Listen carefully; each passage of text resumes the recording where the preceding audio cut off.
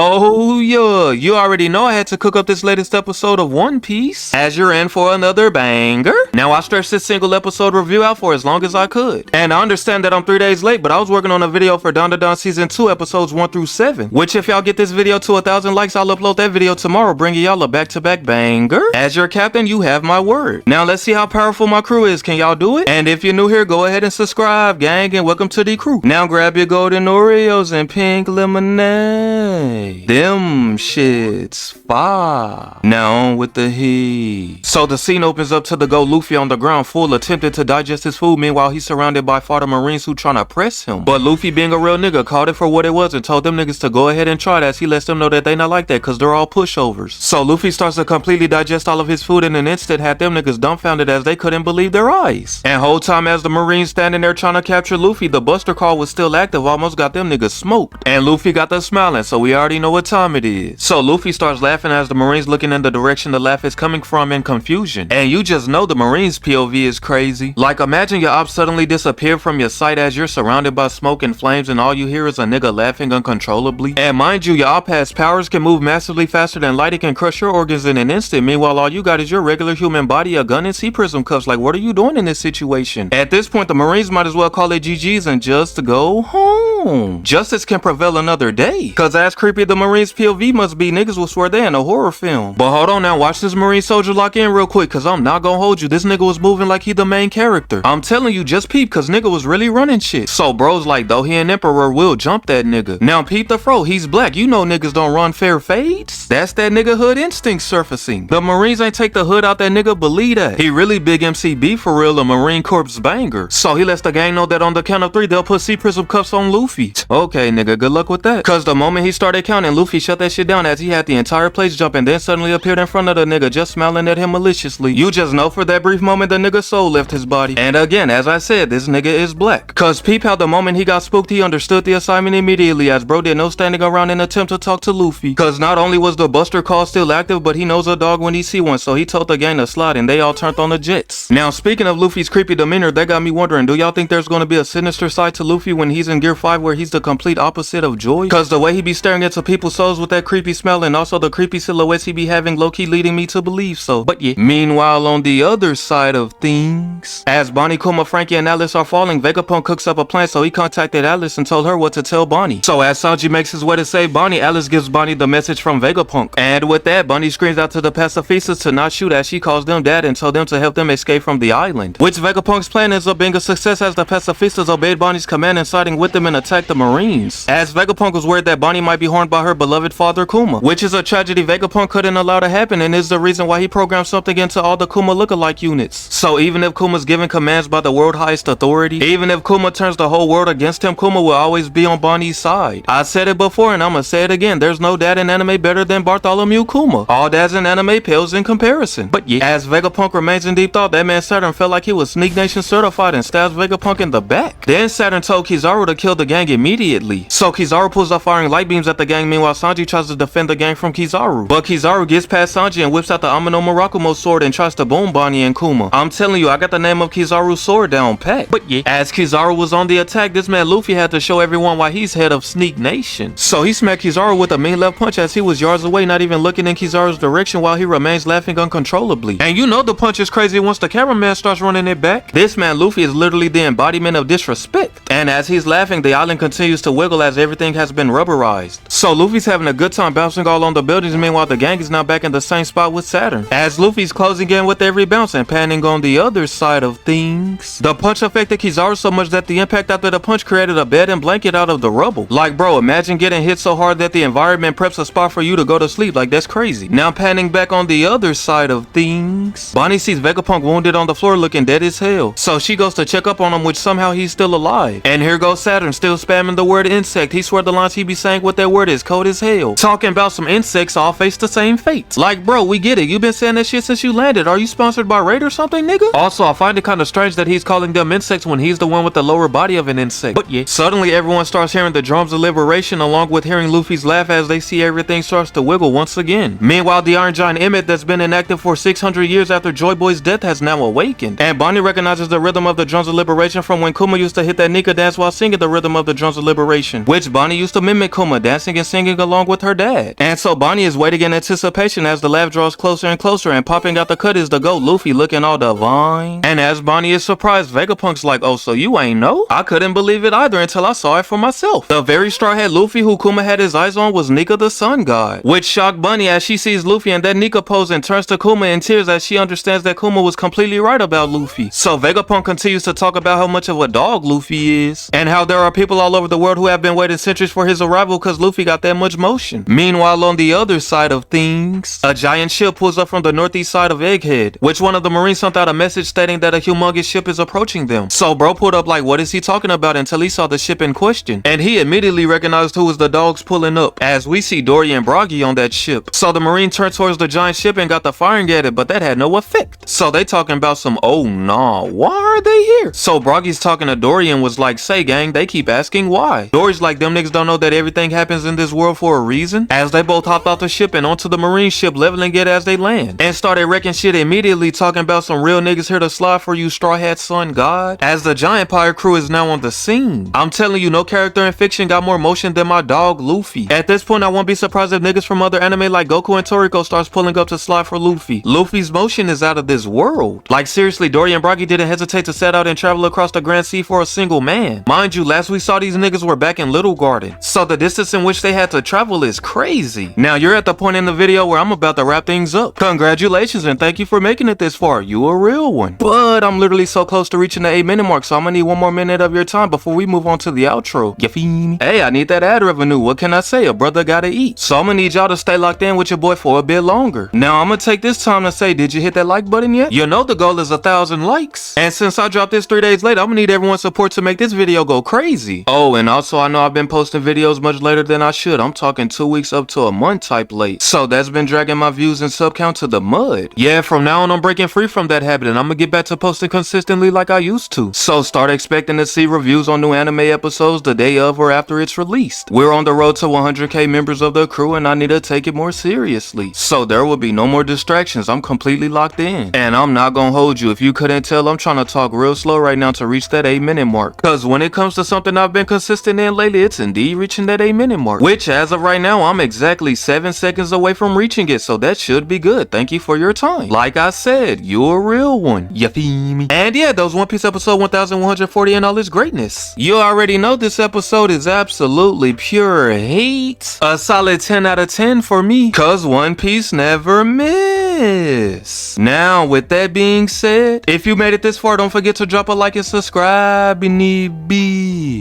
moving. Also, I'm taking recommendations, bro, so hit the comments. And more heat on the way.